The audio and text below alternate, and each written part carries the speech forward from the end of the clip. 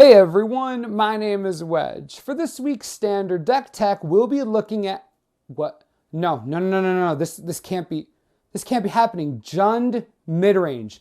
But Thragtusk isn't even in standard anymore. No. This is all wrong. This isn't even supposed to bet him as Okay, so this isn't your normal mid-range build. There are more planeswalkers than creatures. If anything, it seems like a mid-range deck that has already sideboarded its permanence for control matchups. You could call this Jund Control, Jund Walkers, Jund Good Stuff. You get the picture. Let's get to the list. The mana base consists of 24 lands, 23 of which are non-basic. 4 Blood Crypt, 4 Stomping Ground, 4 Llanowar Wastes, and a single Urborg joined 4 Temple of Malady, 4 Temple of Malice, 2 Temple of Abandon, and a single Forest. It's complicated and expensive, but it's Jund, so it can make sense. There are only 8 creatures in the deck. Playsets of Sylvan Caryatid and Courser of Kruphix are both expected in this list. The early game acceleration and color fixing of Caryatid is important to get the deck moving, while Courser is just, once again, the best green card in Standard. Probably. This is where things get interesting. Remember, there doesn't need to be synergy for a good stuff deck to be good. Seriously, keep that in mind. The deck runs 10 Planeswalkers. We'll start with 2 Chandra Pyromaster. The +1 ability is great against aggressive strategies and helps you to stem bleeding. The middle ability is really where she shines. This deck is full of action spells. In the creature-heavy meta we're in right now, using Chandra's ability will either reveal a walker or a removal spell. Either one's probably good. Next, at the 4-mana slot is Xenagos the Reveler. 3 of this guy function very much like Elspeth does in a blue-white control deck. Granted, he isn't nearly as effective. He's basically here to create dudes every turn. You don't run that many creatures, so his +1 will be situational at best. His 0 is where you want to be. That's how you're going to win games. Haste makes these tokens formidable and provides a powerful clock. If Xenagos isn't killed immediately, he'll take over. 3 Vraska the Unseen. When you see this card, think 2 for 1. When you bring her into play, her value is in or -3. The power there is unmatched by other strategies. Most of the time, unless you're against an aggressive deck, they'll need to hit it with a removal spell since you probably just took away their main attacker. Even then, you can block with Caryatid or Courser. The point is, Vraska is perfect in a meta where a lot of strategies rely on 1 or 2 creatures to win a game. Basically what I'm saying is this is good against Mono Black Devotion. The top of our Planeswalker curve, never thought I'd say this, is a pair of Garruk Apex Predator. Yeah, just let it sink in. He's a true all-star, demands an immediate answer. Without one, the game's pretty much over. Destroys a creature and gains life. It's great against any deck that is in control. Produces 3/3 tokens with Death Touch. Great against any deck, period. And he slays other walkers. While that isn't going to be his most used ability, I've killed a few Elspeths with him. Just saying, even as a blue-white player, man, that felt good. There are 18 spells in this deck. Only 2 of them don't kill things. A pair of Read the Bones replace Underworld Connections in the card advantage slot. I've played with both and I gotta say, really loving the bones. Being able to scry before you draw is key. The amount of card filtering you can do is potentially back-breaking for the opponent. I love this card. The other 16 spells are pure hate. 3 Abrupt Decay, 3 Heroes Downfall, 1 Dreadbore, and 3 Mizzium Mortars are all spells we see in most main decks.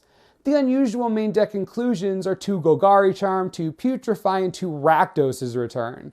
Don't get me wrong, these are all great cards, but they're on sideboards far more often than in main decks. It's one of the reasons why they're so good. This Jund strategy is not fast. It needs early kill spells to stop pretty much everything until it can get to its walkers. The addition of Golgari Charm helps against mono blue, boss sly, green-white aggro, and any other white-based aggressive strategy. Putrefy is just a good kill spell, plus it's kind of the bomb against Obsidad. Not much can get rid of that guy if you haven't noticed. Lastly, Rakdos' Return is great against reactive strategies that value card advantage. It'll surprise opposing Black Devotion players game 1 every time. It's an amazing way to close out a game that I guarantee they won't be ready for. This is a Jund strategy that has followed in its ancestors' footsteps from the last, billion standard seasons. Every summer there's always a Jund deck that rises up. This could be that deck. The trick is in its versatility. It doesn't have to run synergistic cards. You'll notice Dominate isn't even here. That's because he makes no sense and he isn't good on his own, but everything here is. All the walkers, kill spells, and creatures work perfectly fine without synergies based around them. That's the true beauty of this strategy, and that's why it'll do so well. It just plays all the best stuff. Let's talk sideboard and matchups because it's actually really important. Mono black is still mono black, so we'll start there. Your job is removal, removal, removal. Bring in Devour Flesh, extra Putrefy maybe. If you have a 4th Abrupt Decay on sideboard, that kills Nightveil Spectre really well. It's important to remember that guy. Also, Vraska is just the bomb against this strategy, so keep her in. You can probably cut down on Chandra or Read the Bones. As many people have said, this becomes a top deck matchup, and the fact is, you top deck way better than they do. Trust in that. Mono Blue Devotion. Okay, this is a more straightforward matchup for you. You're the control deck here through and through. The plan is going to be to flood the board and protect their stuff with counters. They'll probably bring in Negate and Dissolve post-board, so be ready for that spell hate. Be sure to bring in your entire removal package. Remove Garruk, Rakdos' return, and Vraska. Those just aren't things you want to be prioritizing in the matchup. Don't be stingy with your removal and aim to stabilize with Xenagos, Chandra, and Coursers. You could also do what normal green decks do and run Mistcut or Hydra. For the record, this strategy also applies to most other aggressive decks unless they run white. If they run white, Side and Stormbreath Dragon, that guy is a beast. Blue-white control decks are a coin flip if I've ever seen one. Planar Cleansing destroys you. You have no way to deal with it, and once it hits, the chances of you coming back are embarrassingly low. However, since there are two distinctly different blue-white control strategies, you have a chance to get the guy who's running Detention Sphere and Banishing Light. If you find that guy, you're in a much better position. Rakdos' return is great. All your walkers are great. Just take out a ton of your removal and replace them with Thoughtseize, Stormbreath Dragon, Mistcut or Hydra, and Slaughter games. You'll easily have enough room. Lastly, be sure not to take out your Walker Destruction, Golgari Charm, or Abrupt Decay. This deck, much like the mono green Devotion deck we teched 2 weeks ago, is stupidly fun to play. Most games end up going long enough to cast something fun like Vraska, Xenagos, or Garruk. The amount of removal and flexibility you have is so freeing, it's kind of addicting. This could exist until rotation and be a real player. I love this strategy. I know it isn't the cheapest, but cut me a break, guys. The deck is super fun. What do you think of Jund mid-range control walkers? Good stuff. Something you might enjoy playing? Want to make any changes? Have any questions? Leave a comment below and I'll be around.